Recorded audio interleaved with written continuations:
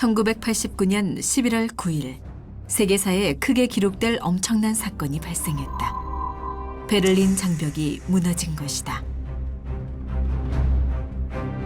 그로부터 2년 뒤에는 공산주의의 맹주였던 소비에트 연방마저 해체됐다. 동유럽 각지에서 공산주의가 무너지고 자유와 민주화의 바람이 불었다. 20세기를 뒤흔들었던 냉전 시대의 종말이었다. 하지만 이 모든 것은 어느 날 갑자기 벌어진 일이 아니었다. 무엇보다도 무신론에 입각한 공산주의의 위협은 가장 심각하며 이 시간에도 도처에서 침식에 들어오고 있습니다. 과감하게 공산주의의 종언을 미리 선언했던 시대를 앞서 내다본 사람이 있었다. In 85, I think you heard the conference in Geneva. He said this will be we are coming to the end of Soviet system. 그는 공산주의자들의 방해 속에서도 베를린 장벽을 향해 행진하게 했고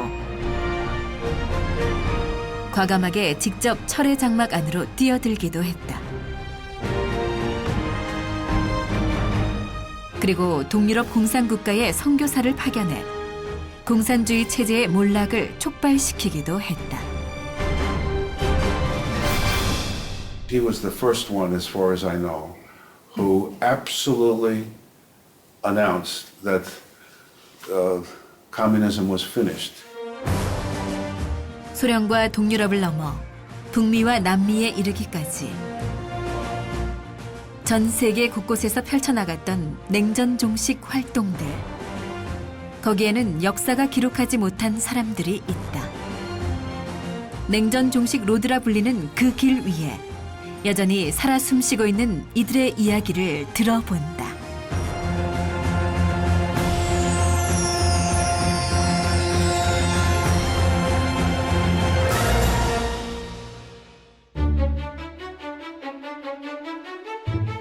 유럽 대륙의 중앙에 위치한 오스트리아. 수도 비엔나에 대해 사람들이 품고 있는 기억들은 다양하다. 어떤 이들에게는 하얀 휘핑크림을 듬뿍 얹은 비엔나 커피로 기억되며 또 어떤 이들에게는 영화 비포 선라이즈 속 로맨틱한 여행지이며 베토벤과 모차르트가 떠오르는 음악 거장의 도시가 되기도 한다.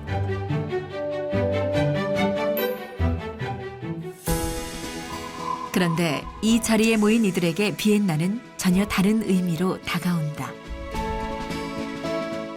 이제 유럽의 선교도 50년을 넘게 됩니다. 인생에 있어서 반을 넘겼습니다. 어제와 같은 내일도 그런 생활에서 벗어나야 됩니다. 진실을 밝혀야 됩니다. 한학자 총재가 이들에게 특별 시상을 하는 이유는 무엇일까? 머리에 하얗게 서리가 앉은 이들은 가정연합 선교사들이다. 바로 냉전 시대의 공산권 국가에 들어가 비밀 선교 활동을 했던 주인공들이다. 그리고 그 대가로 투옥의 고초를 겪었던 이들이다. First, they needed to know who we are. Therefore, investigation. We were put in the cells, and then every day meetings with these policemen and investigation. What did you do? Why did you do? Tell them names, who worked like this and this and this, like cross reading papers also later. But this investigation, it was almost altogether practically 13 months. There were altogether 18 members accused and tried here in this case, but another maybe 10 were accused and tried in other courts in former Czechoslovakia. So about 25 to 30 people went to jail, were in prison that time. 선교사들이 체포돼 수감 생활까지 했던 이유는 무엇일까? 이들의 선교에는 다른 목표가 있었기 때문이었다. So to make some impact in the society, not joining a church and being a church, but to change the life, the daily life. But most important is the inner freedom you can gain through taking responsibility for changing and contribute to the reconciliation and unification. 이는 결국 마르크스 레닌주의에 반하는 활동이었다. 이처럼 공산주의의 붕괴를 위해 동유럽 공산국가에 잠입해 펼친 비밀 선교. 그들은 이것을 나비작전이라 했다. 그렇다면 나비작전은 언제부터 시작된 것일까? 시작은 1965년 문선명 한학자 총재의 유럽 방문부터 거슬러 올라간다. 방문 이후 오스트리아 협회장이었던 폴 베르너는 동국권에 선교사 파견을 준비했다.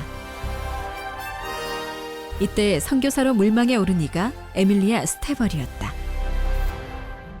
She was born in Slovakia before Second World War, but because her parents belonged to the German minority, after World War II has finished, they were forced to leave the country overnight. And so she wanted to renew the Slovak language. So she started to study Slovak language, which she didn't speak very well. And this was accepted as a good cause by the authorities. 에밀리아 스테벌은 한국과 한국 문화를 사랑했던 인물이었다. 또한 문선명 한학자 총재의 평화 사상을 지지하며 냉전 종식 활동에도 적극적이었다. I have another very special document of Emmy Stebel, which is her passport, the first missionary to Czechoslovakia from Austria. We can see her two pictures, but also what we can see and what is very important, the stamp when she crossed Austrian-Czechoslovakian border, and the stamp says that it was exactly on the 30th October 1968. 에밀리아 스테벌을 비롯한 많은 선교사들이 체코슬로바키아에 잠입했고 200여 명에게 선교하는 성과를 거뒀지만 곧 탄압의 대상이 되고 말았다. 공산주의 체제 하에서는 종교 활동 자체가 불법이었지만 특히 자유와 평화, 승공사상이 담긴 원리가 문제였던 것이다. First was arrested on August 1973, one brother from one city, and then after 1 month, practically all these key leaders was arrested. Yeah. And then September and October and November also others members from small cities. Yes.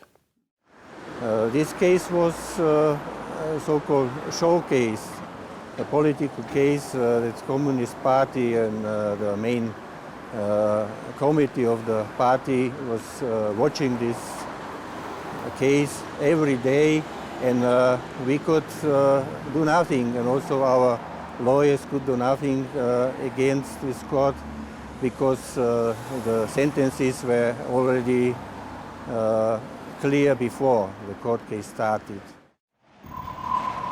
체코슬로바키아 브라티슬라바 지방의 도시에서 검거된 선교사들은 모두 유죄 판결을 받았다. 그들은 짧게는 1년, 길게는 4년의 징역형을 선고받고 수감됐다. 그리고 수감된 선교사들 중 24살이었던 마리 지브나가 순교하는 일이 발생했다. This was maybe 3 months before the court case started, and it was exactly on Easter Day, Easter Sunday, when she died. Until now, so not clear situation on standing. 마리 지브나의 죽음은 의문투성이었다. 하지만 원인을 밝힐 수도 문제 제기를 할 수도 없었다. They came home. They opened it in spite of they were forbidden, and they saw that Maria's hair was completely white. Yes, so probably something must happen at the cell that she changed like this, yeah, and something on her neck was like red line, yeah, on her red. That probably she was really murdered. 체코에서의 대대적인 탄압을 겪은 이후 나비 작전은 소강 상태에 빠졌다. 그러나 피터 코프가 오스트리아 협회장으로 임명되면서 나비 작전은 재개됐다. 이번에는 더 철저한 준비가 필요했다. 오스트리아 비엔나에서 160km 떨어진 가플렌츠. 이곳에서 나비 작전을 위한 준비가 시작됐다. At the end, there was a great meeting, and we all from Austria had some meeting, and we came here. And there, I was also asked if I want to learn some Eastern language. And I volunteered for Hungary and for Russia. 현지 언어와 문화를 배웠을 뿐만 아니라 공산주의의 맹점을 말해줄 수 있는 사상적 대안인 승공이론과 통일 원리도 공부했다.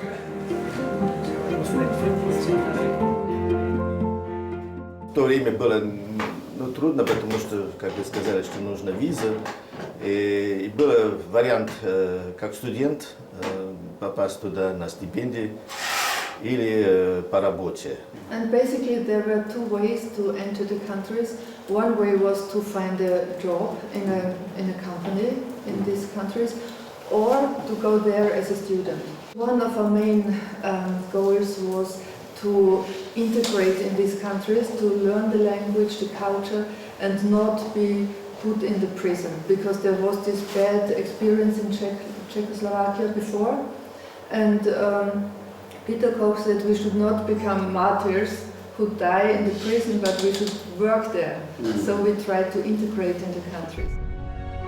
철저한 준비 끝에 동유럽 공산권 국가에 입국한 선교사들은 공산주의 붕괴를 위해 전방위로 활약했다. 1990년대 초 베를린 장벽이 무너지고 공산주의가 몰락할 때까지 이들의 목숨을 건 비밀 선교는 계속됐다. 문선명 한학자 총재님의 승공운동은 단순히 공산주의의 사상과 이념을 배격하거나 또 그것을 타파하기 위해서 세우신 것이 아닙니다. 인간의 참된 가치와 더 나아가서 자유와 인권을 바로 세워서 본연의 그런 평화 세계를 실현시켜 나가고자 하는 것이 근본된 목적이 있습니다. 그렇기 때문에 문선명 한학자 총재님의 이 승공 사상은 초종교, 초인종, 초국가 차원에서 전 세계 지도자들이 지지하고 있으며 동구권을 넘어서 전 세계 평화 실현을 위해서 모두가 다 참여하고 동참을 하기 위해서 노력을 하고 있는 것입니다. 한편 문선명 한학자 총재는 미국을 중심으로 공산주의와의 투쟁을 전개하고 있었다. 특히 1976년 9월 18일 워싱턴 모뉴먼트 광장에서 30만 명이라는 대규모 군중이 운집했던 날. 문선명 총재는 공산주의 척결을 강력하게 주장했다. 무엇보다도 무신론에 입각한 공산주의의 위협은 가장 심각하며 이 시간에도 도처에서 침식에 들어오고 있습니다. 이것은 단지 미국만의 문제가 아니고 하나님께 있어 그리고 모든 종교인과 온 자유세계인들에게 있어 심각하고도 절박한 문제입니다. 하나님께서 200년간 준비하신 미국은 크게 각성하고 하나님께서 분부하신 중차대한 세계적 사명을 다하여야 할 것입니다. 문선명 총재에 대한 환호와 지지가 높아지자 이를 견제하는 움직임이 미국 내에서 조직적으로 일어났다. 대표적인 사건이 문선명 총재가 탈세 혐의로 기소된 일이었다. 은행에 예금한 선교기금에서 생긴 이자 소득세를 신고하지 않고 탈세했다는 것. 이것이 뉴욕 검찰청의 기소 사유였다.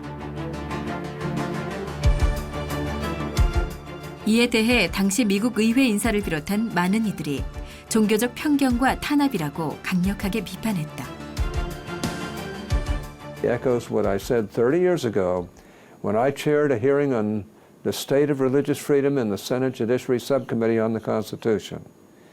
In June 1984, I reminded everyone of the deep heritage of religious freedom in America, but noted the concern of many that, quote, the present climate for religious liberty in America is not all it should be, unquote. That is true today as well, and reminds us that we must be vigilant in understanding, implementing, and defending the fundamental right of religious freedom. 쏟아지는 비판에도 불구하고 미 연방 대법원은 문선명 총재의 투옥을 결정했다. 결국 문선명 총재는 댄버리 교도소에서 수감 생활을 하게 됐지만 감옥에서도 그의 순공운동은 계속됐다. 공산주의의 종언을 선언하라는 그의 지시도 이때 나온 것이다. Dr. Moon was in Danbury prison, but he met with Dr. Morton Kaplan, University of Chicago political science distinguished professor, and they discussed doing a conference. And Dr. Moon said this should be the fall of the Soviet Empire. 당시 카플란 박사는 공산주의가 멸망할 수도 있다고 가능성만 표현하자고 했지만 그는 명확하게 공산주의의 종언을 선언해야 한다고 했다.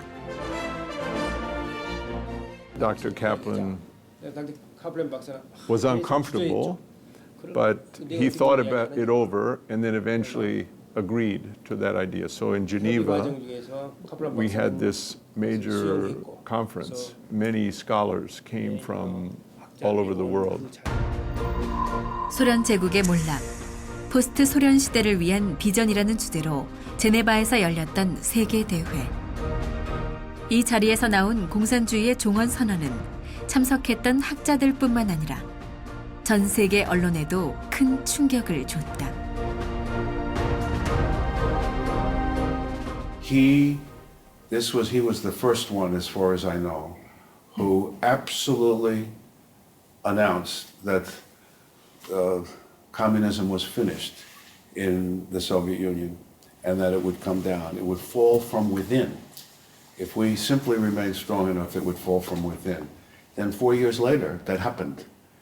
And many important leaders in the U.S. were stunned by that big. 그가 선언했던 공산주의의 몰락은 경고했던 베를린 장벽의 붕괴로부터 시작됐다. 40여 킬로미터에 이르는 길고도 두꺼운 콘크리트 담장. 동서냉전의 상징물인 베를린 장벽. 이 견고했던 장벽을 무너뜨리려는 다양한 시도들이 있었다. 그중 세간의 관심을 크게 일으킨 사건이 있었는데 그들이 바로 세계대학 원리연구회 회장이던 문효진 씨를 중심으로 한 세계대학 원리연구회 회원들이었다. 이들은 1987년 베를린에서 4차 대회를 개최했는데 출발부터가 쉽지 않았다. All political parties you know, right wing, left wing, they made a resolution against the CARP convention, all of them. So we had a very difficult situation, so we had no place where we can do our convention. 특히 대회 개최를 반대하는 공산주의자들의 집요한 방해 공작과 위협은 심각할 정도였다. The leftist students organized many demonstrations against us. They had a strategy plan. They wanted to stop the participants already at the airport. They wanted to do everything to stop us. Even all our cars, they cut the tires and they put on the gymnastic fields, they make a spray. So they try to give pressure to the hotel and all the places where we wanted to be to stop. But they stood now strong with us, so we could overcome that. In Frankfurt, for example, we were beaten up and the leaflets were taken away and put onto fire like this. I have also to say, at that time, CARP got a strong opposition from the communists, as you may imagine. 그러나 세계대학원리연구회는 공산주의자들의 방해와 위협에도 불구하고 대회를 성공리에 개최했는데 하이라이트는 대회의 마지막 순서였던 행진. 바로 베를린 장벽을 향해 행진하는 것이었다. Beside all the events, we made the biggest demonstration against the wall ever in German history. More than 3,000 people, we marched to the wall. We walked to the wall and they, the leftist students, they didn't want us to reach the wall, so they were protecting the wall. Then we made a big demonstration singing song, and the most famous is "Die Mauer muss weg." The wall must go. This was our fighting slogan. We pushed the leftist checkpoint Charlie. 행진 2시간 만에 베를린 장벽에 도착한 이들은 격렬하게 반대하며 막아서는 공산주의자들을 몸싸움 끝에 행사장 밖으로 밀어냈다. 그리고 문효진 회장은 눈물의 즉흥 연설을 통해 사람들의 마음을 움직였다. Spirit of God will live forever. Only God's will. Please, let us join together and break down this wall with love. True love. True love can go over any barrier. It can overcome anything. Let's come together and pray for all those people who are suffering in the communist nations. Let's pray for the world. 3천여 명의 참석자들은 일제히 베를린 장벽을 붙잡고 기도를 하며 우리의 소원은 통일을 합창했다. 그리고 그로부터 3년 뒤 베를린 장벽은 무너졌다. 동독의 동베를린 국경 50여 개 초소가 차례로 개방되면서 냉전의 상징이 사라져버렸다. Because the German unification is a wonderful story, how it can happen without one drop of blood was shed. 한편 문선명 한학자 총재는 공산주의와의 싸움에서 언론의 역할이 중요하다고 생각했다. 종합일간지 뉴스월드를 창간한 것은 그 때문이었다. 미국이 베트남전에서 패했던 70년대 말 카터 대통령 재임기였던 당시는 공산주의의 팽창이 최고조에 달했다. 그런데 유력한 후보였던 카터 대통령이 1980년 미국 대선에서 낙선하는 일대 사건이 벌어졌다. 지미 카터 전 대통령을 꺾고 로널드 레이건 공화당 대선 후보가 대통령에 당선된 것이다. 그런데 레이건을 대통령에 당선시키는데 많은 기여를 한 것이 뉴스월드였다. 미국 대통령 선거날 아침, 뉴스월드는 선거 결과가 나오기도 전에 레이건 압승이란 머릿 기사를 써서 조간신문에 배포함으로써 분위기 반전에 영향을 미쳤다. 그로부터 2년 뒤 뉴스월드에 이어 워싱턴 타임즈까지 창간되었다. It was 1982. Ronald Reagan was just a year and a few months in office. It was the height of the Cold War. Brezhnev was in the Kremlin. Ronald Reagan was in the White House. The world was really affixed with fear about the potential of the Cold War. They knew that America needed another voice, but it was a voice not like the liberal mainstream media, the New York Times, the Washington Post, or the network news at the time. 워싱턴 타임즈는 보수의 목소리를 대변하며 미국 사회가 좌편향되지 않도록 노력했던 언론이었으며 구소련의 몰락에도 영향을 미쳤다. 당시 레이건 대통령은 전략방위구상, 즉 소련의 미사일을 우주 공간에서 격파한다는 방어 계획을 추진하고 있었다. 전략방위구상으로 미국과 소련의 군비 경쟁이 시작되자 이에 대한 반대 여론이 들끓었지만 워싱턴 타임즈는 이 정책을 지지하는 사설과 기사를 내보냈다. 그로 인해 레이건 정부의 전략방위구상은 힘을 얻었고 그 결과 미국과 군비 경쟁을 하다 경제적 여력이 없어진 소련이 결국 백기를 들게 된 것이다. It wasn't always the popular thing to do, but you were a loud and powerful voice. Like me, you arrived in Washington at the beginning of the most momentous decade of the century. Together we rolled up our sleeves and got to work. And, oh yes, we won the Cold War.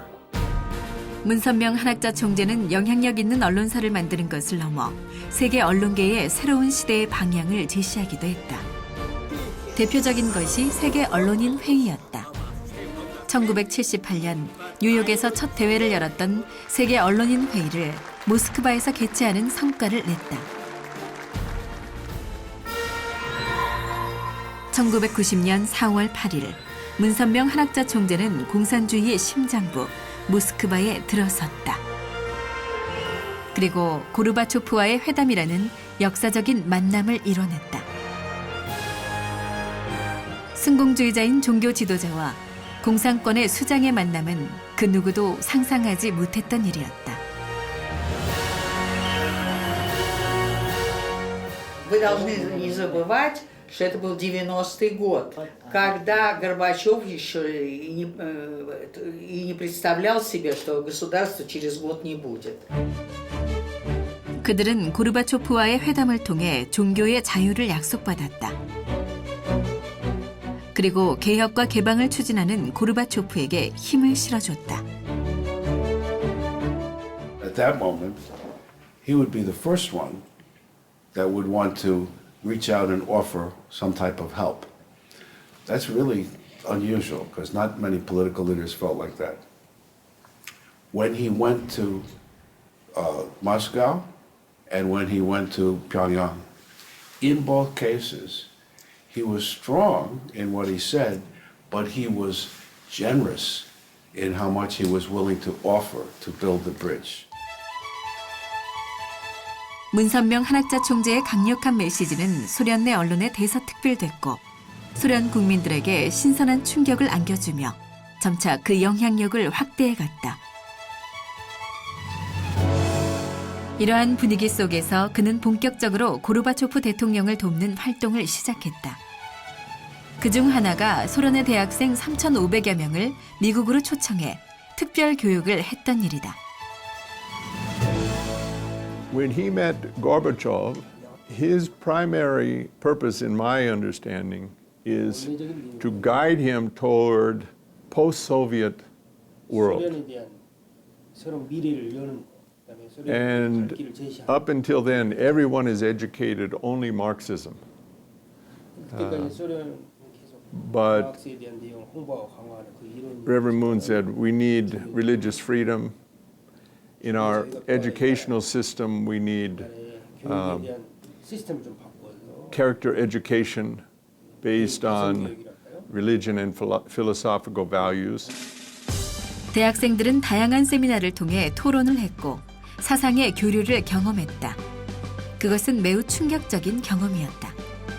공산주의 사회에서는 할 수 없었던 일이기 때문이었다.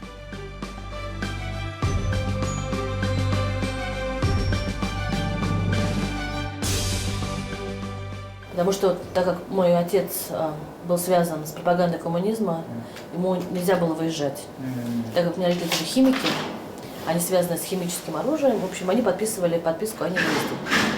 Соответственно, с родителями я никогда не ездила за границу. Поездка была шоком прежде всего. Тут совершенно другая культура, по-другому ведут себя люди совершенно. Кроме того, мы были настроены всегда, что Америка – это враждебная страна. Поэтому было очень страшно, что там произойдет. 자본주의 사회를 경험한 이들은 소련을 변화시켰다. 1991년 공산주의로 회귀하려는 쿠데타가 발생했을 때 이 젊은이들이 중심이 되어 쿠데타를 저지했던 것이다. Но народ этого не хотел. Они хотели вернуться в СССР. Они хотели. Да, они хотели. Народ это выступил против них. И 3 человека погибли под танком. 3 человека погибли, которые из выступавших против этого. Они потом были торжественно похоронены. Этот комитет просуществовал 4 дня.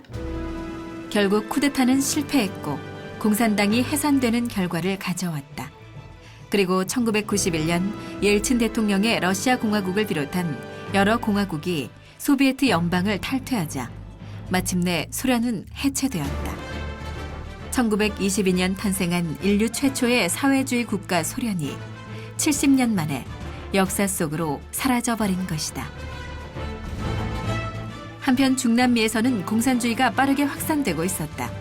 1959년 쿠바가 공산화된 이후 공산혁명의 불길이 중남미 대륙에 상륙한 것이다. 문선명 한학자 총재는 남미의 공산화를 막기 위해 전직 국가 수반을 중심으로 승공운동을 하는 카우사를 창설했다.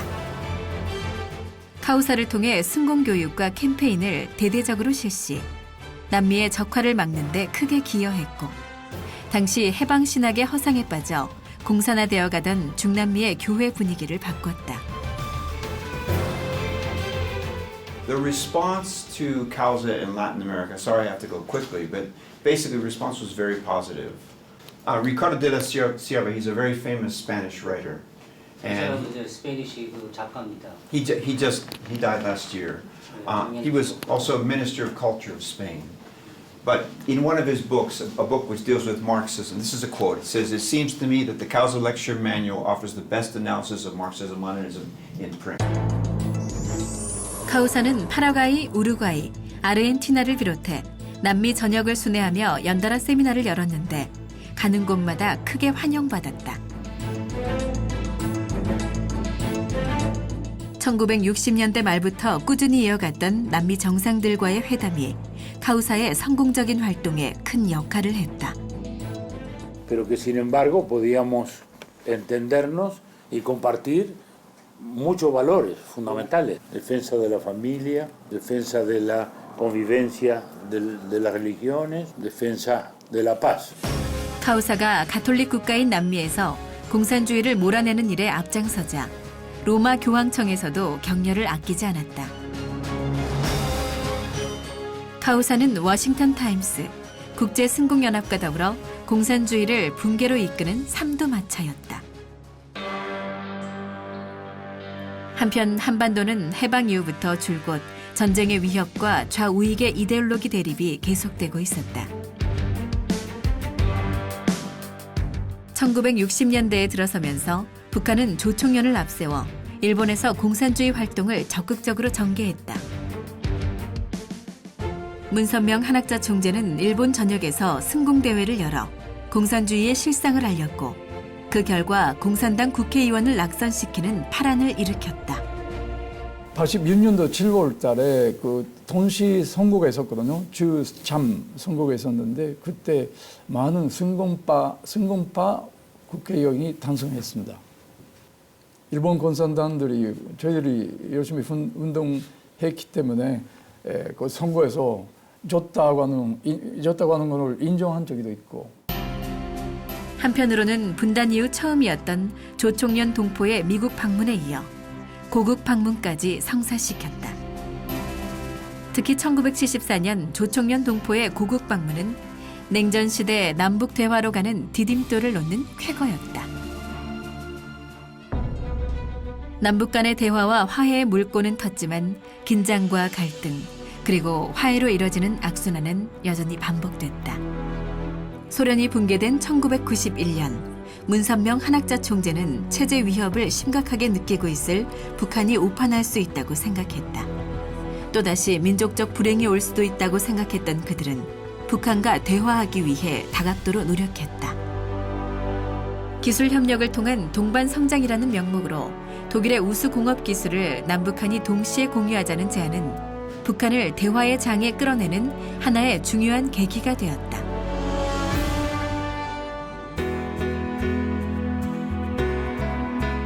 이러한 노력으로 마침내 김일성 주석과의 회담이 성사됐다. 1991년 남한의 사회 인사가 공식적으로 방북을 하고 김일성 주석을 만난 것은 이례적인 사건이었다. 이 만남으로 인해 이산가족 상봉, 북한의 국제 핵사찰 수용과 금강산 개발, 남북 경제 교류뿐만 아니라 남북 정상회담까지 논의할 수 있었다.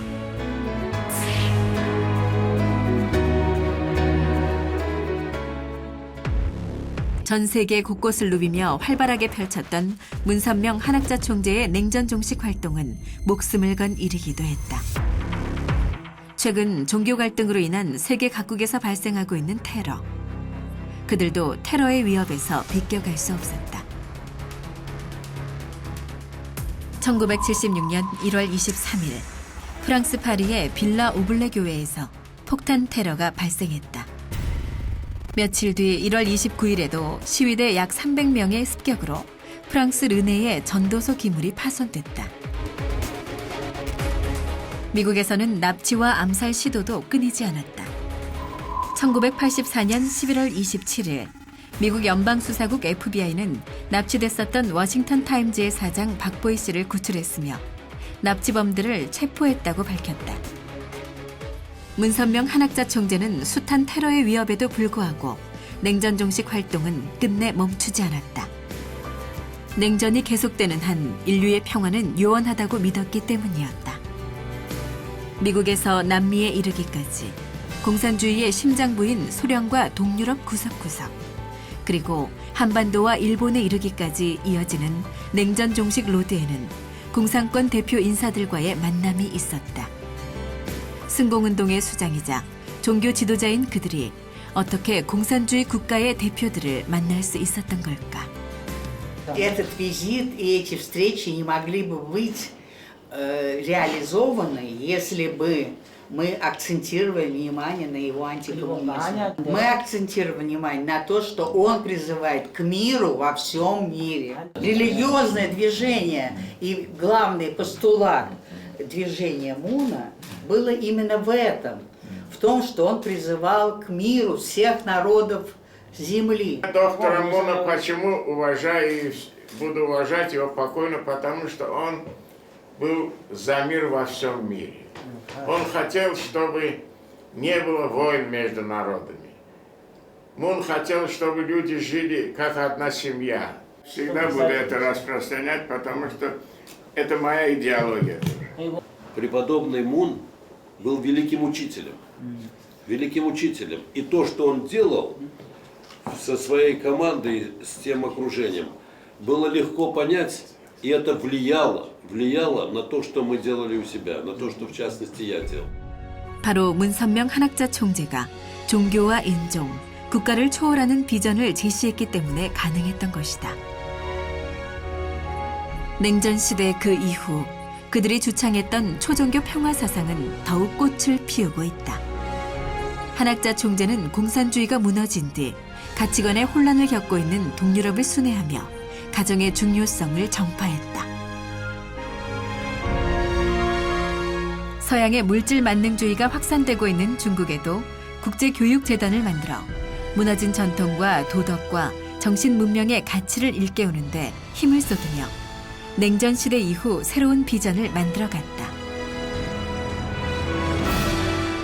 냉전 종식 로드 위에 꽃피었던 평화 메시지는 멈춤 없이 다시 시작되고 있다. 이제 더 강한 신념과 굳은 의지를 갖고 가는 길이 펼쳐지고 있다. 그 길은 종교와 인종, 국가를 초월하는 새로운 평화의 길이 될 것이다.